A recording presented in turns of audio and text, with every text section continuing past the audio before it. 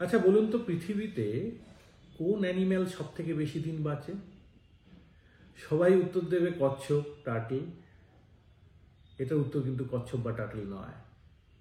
আপনি জানলে অবাক হবেন, কোন অ্যানিম্যাল কতদিন বাঁচবে তার সঙ্গে সেই অ্যানিম্যালের হার্ট রেটের একটা ডিরেক্ট রিলেশন আছে। অর্থাৎ পালস রেট বা হার্ট রেট কত সেই অ্যানিম্যালের, তার সঙ্গে সে কতদিন বাঁচবে তার একটা রিলেশন আছে।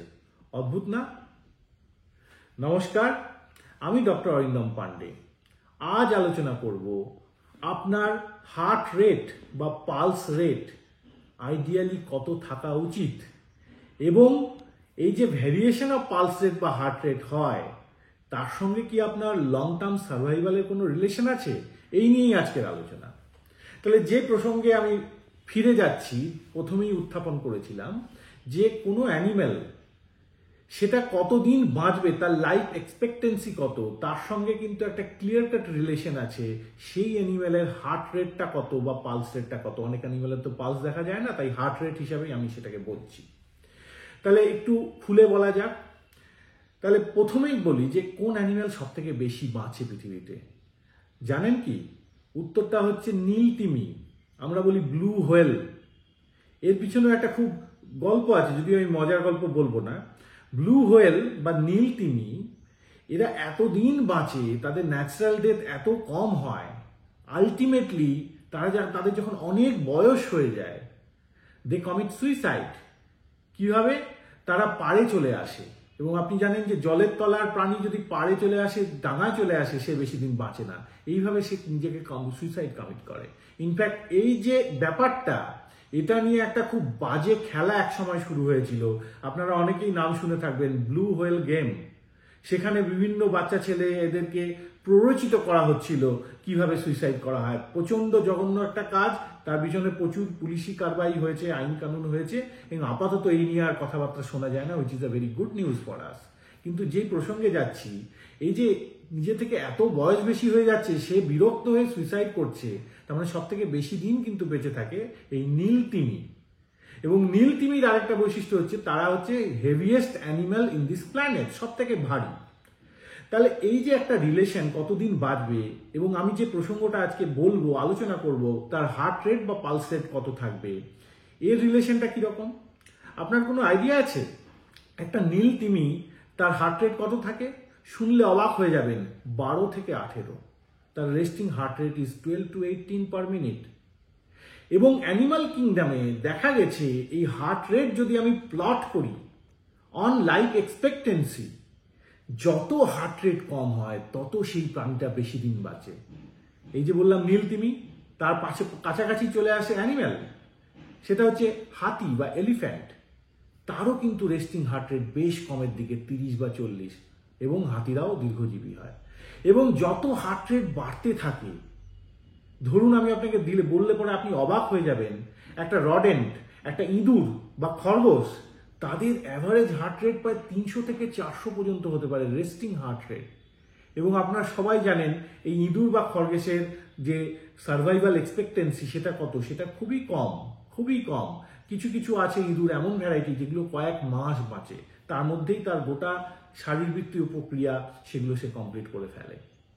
তাহলে এর প্রসঙ্গেই আসি যে এটা তো অ্যানিমাল কিংডমের একটা এক্সাম্পল আমরা নিলাম। এবার আমরা যদি আমাদেরকে দিয়ে বিচার করি, মানুষের তাহলে কি হার্ট রেট বেশি থাকা ভালো না কম থাকা ভালো? অনেকে এই ভিতরে বিভিন্ন রকম কনফিউশনে ভোগেন, অনেক মিসকনসেপশন আছে। তাহলে মানুষের হার্ট রেট স্বাভাবিক রেঞ্জ কত?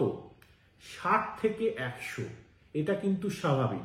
এর মধ্যে যে কোনো একটা জায়গাতে থাকলে পরে কিন্তু আপনার হার্ট রেটটাকে আমরা নর্মাল বলেই বলবো। এবং মানুষের হার্ট রেট সবসময় যে ইসিজি বা স্টেথো দিয়ে দেখতে হয় সেরকম না, পালসে হাত দিলেই আমরা বুঝতে পারি, এক্সেপ্ট ফিউ অ্যারিথমিয়া সিচুয়েশন যেখানে পালস সঠিক হার্ট রেটটা ইন্ডিকেট করে না, যেমন এট্রিয়াল ফিব্রিলেশন এবং কিছু, সেগুলো নিয়ে আমি আর ডিটেলসে বলতে চাচ্ছি না। তাহলে মোদ্দা কথাটা হচ্ছে 60 থেকে 100 হচ্ছে নর্মালি মানুষের হার্ট রেট থাকে। তাহলে এখন বলবেন এটা তো একটা বড় রেঞ্জ। কারো যদি 60-এর কাছে হার্ট রেট সবসময় থাকে, আর কারো দেখা যাচ্ছে সবসময় 90 থাকে, তাদের দুজনের মধ্যে লাইফ এক্সপেক্টেন্সি কার বেশি হবে? উত্তরটা খুব সহজ, যার 60 থাকছে। কারণ তো আপনি নিজেই বিচার বুদ্ধি দিয়ে বিবেচনা করুন না। আপনার হার্টটাকে যত কম কাজ করতে হচ্ছে পার মিনিটে, তাহলে তার ওয়্যার অ্যান্ড টিয়ার অথবা ক্ষয়ক্ষতি তো কম হবে। আপনি একটি গাড়ি কিনেছেন, প্রত্যেক দিন টোটো করে ঘুরে বেড়াচ্ছেন গাড়ি নিয়ে কিলোমিটারের পর কিলোমিটার, আর আপনার বন্ধু একটি গাড়ি কিনেছে, সে যত্নে রেখে অল্প কিছুক্ষণ চালায় প্রত্যেক দিন, অথবা প্রত্যেক দিন হয়তো চালাই না, তাহলে কার গাড়িটা বেশি দিন ভালো থাকবে? উত্তর তো সবাই জানা, যার কম ইউজ হচ্ছে, তাই না? আমাদের ক্ষেত্রেও কিন্তু এই যুক্তিটা খাটে। এবং আপনার হার্ট রেটকে কিন্তু আপনি ট্রেনিংয়ের মাধ্যমে অনেকটা কমিয়ে রাখতে পারবেন। সেটা কিরকম? আমি এক্সাম্পল দিচ্ছি। উসাইন বোল্ট নাম আপনারা সবাই শুনেছেন। আমাদের যখন আমরা স্টুডেন্ট ছিলাম সেই অবস্থায় উসাইন বোল্ট মানে একটা বিশাল নাম ছিল, কারণ অলিম্পিকে কনজিকিউটিভ 2টো অলিম্পিকে 100 মিটার এবং 200 মিটার ডাবলসে শোনা যেটা চারটিখানি কথা না। তার অ্যাথলেটিক বডি নিয়ে কারো কোনো কনফিউশন নেই, কিন্তু অনেকেই জানে না তার রেস্টিং হার্ট রেট কত থাকতো। শুনলে অবাক হয়ে যাবেন, তার রেস্টিং হার্ট রেট থাকতো 35 থেকে 45-এর মধ্যে। সে তার বডিটাকে ট্রেন করে এরকম জায়গায় নিয়ে আসতে পেরেছিল। তার মানে ভাবুন তার ক্যাপাসিটিটা। সে যখন দৌড়াতে শুরু করছে তার রেস্টিং হার্ট রেট 40 থেকে চচ্চর করে যখন 100, 120, 150-এ যাচ্ছে, তার কত ইনর্মাস ক্যাপাসিটি ইনক্রিজ করছে। এটা কিন্তু সবার ক্ষেত্রে হবে না, এটার জন্য প্রচুর ট্রেনিং লাগে। তাহলে সবসময় যারা আমরা খুব ভয় পেয়ে যাই যে আমার হার্ট রেটটা তো খুব কম, বিশেষ করে বাচ্চা ছেলেদের, আমার কি এটা একটা অস্বাভাবিক লক্ষণ?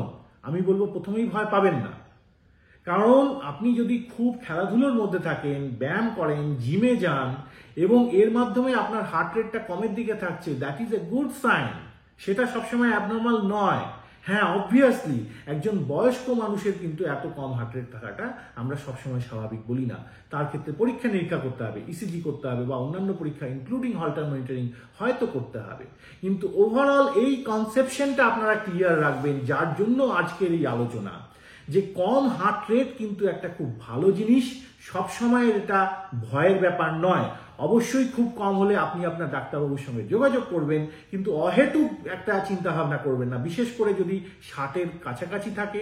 ইনফ্যাক্ট আমি বলবো 50 থেকে 60-এর মধ্যেও যদি আপনার হার্ট রেট থাকে, এটা বেশিরভাগ ক্ষেত্রেই খুব ভয়ের কোনো ব্যাপার না। In fact this is very good for you, because এটা ইন্ডিকেট করে যে আপনার সার্ভাইভাল বেশি হবে, আপনার হার্টের ওয়্যার অ্যান্ড টিয়ার কম হচ্ছে। তো আজকের ভিডিওটা এই জন্যই অবতারণা করেছিলাম, একটু অন্যরকম টপিক। অনেক কনফিউশন আমাদের রয়েছে আপনার ideal heart rate, pulse rate কত থাকে সেটা নিয়ে। আশা করি কিছু কিছু মিসকমিউনিকেশন আমি ক্লিয়ার করতে পারলাম। যদি ভিডিওটি ভালো লাগে অবশ্যই আপনার বন্ধু বান্ধবদের সঙ্গে শেয়ার করবেন এবং আমার চ্যানেলটি সাবস্ক্রাইব করতে ভুলবেন না। নমস্কার, সুস্থ থাকবেন, ভালো থাকবেন।